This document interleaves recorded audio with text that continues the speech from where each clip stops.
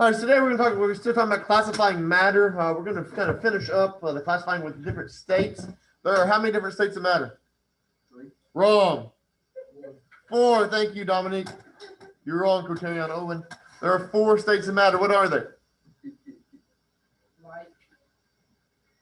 Solid. Gas. Plasma. Solid, liquid, gas, plasma. Okay. Now our definitions, these are going to be a little bit different than what you've known. Okay.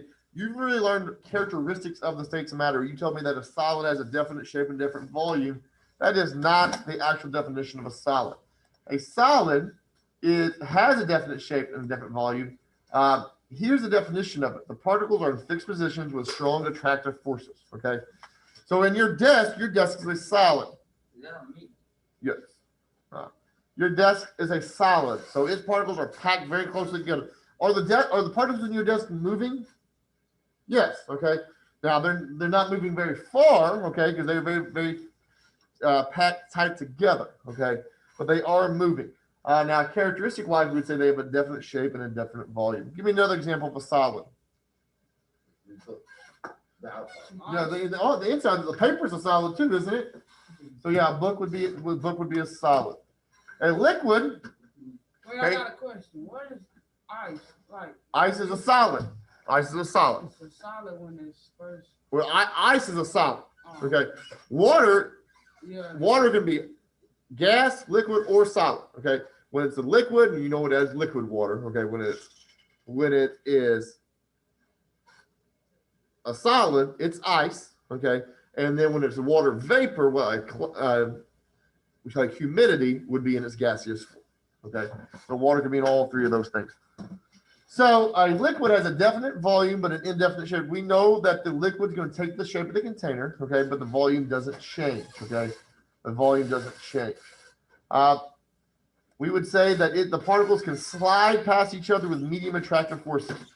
So solids are very attracted. Liquids are a little bit attractive. A gas has its characteristics. It has in an indefinite shape and an indefinite volume, okay? They are far apart and easily moved by each other. Give me an example of a gas. Yes. When Wildarius farts in class, he's going to be having methane escape him, and that would be a gas. Give me another example of a gas. What? Quoterion's hot breath is a gas. Okay, that gas would be carbon. You're breathing out carbon dioxide. What you're breathing in is a gas too, isn't it? You're breathing in oxygen, so that would be a gas, okay?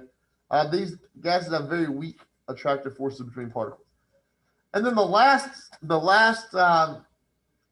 state of matter is plasma. It's a high energy state in which atoms have lost their electrons. They're found in fluorescent bulbs. Where else do you find plasma? What? You're thinking blood plasma is different, okay? Blood plasma is different, okay? When we're talking about blood plasma, they're just talking about the watery portion of your blood, not the red blood cells, white blood cells that are in it. Where else would you find plasma? What? I didn't hear what somebody said over there. What about soup? Soup? No, soup would be a liquid and a solid, okay? Who has a plasma screen TV? Yeah. When flat screen TVs came out, they originally were plasma TVs, okay? And they had plasma in them. So a fluorescent bulb would be plasma. Lava would be plasma. Who's ever made a lava lamp? You did? Good for you. That would be plasma. Okay. So those are all big examples of plasma. Plasmas are kind of like a mix between a gas and a liquid. Okay. You know, they float. They kind of look liquidy, but they have more energy than gas. So they go. Solids have the least amount of energy, and working down, you get more and more energy. Oop, well, I need to put it a little bit out of order here. Something out of order. So we talk about the phase triangle. Okay.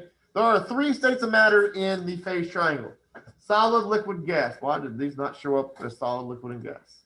Maybe they're white. Oh, well, let me 1 second.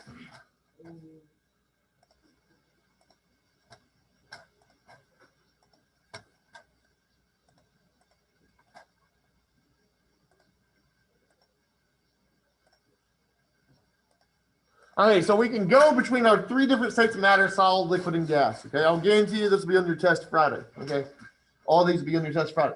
So what's it called when a solid goes to a liquid?